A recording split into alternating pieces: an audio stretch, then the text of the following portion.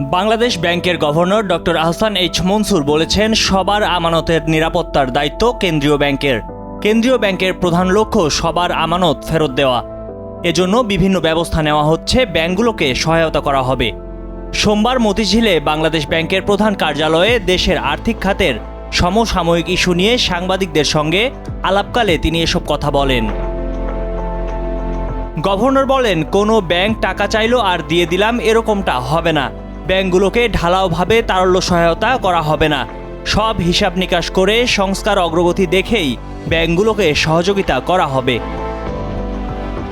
তিনি বলেন, রাজনৈতিক পট পরিবর্তনের পর কিছু ব্যাংক ভালো করছে। তাদের মধ্যে বেসরকারি খাতের সবচেয়ে বড় ব্যাংক ইসলামী ব্যাংক ঘুরে দাঁড়াচ্ছে।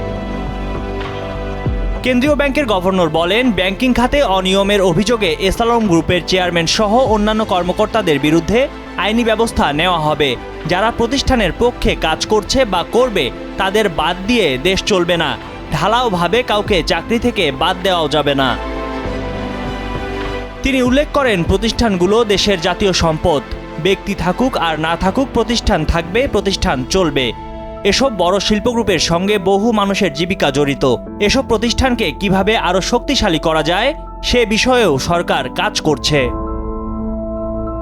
ময়ূখ ইসলাম, কালের কণ্ঠ।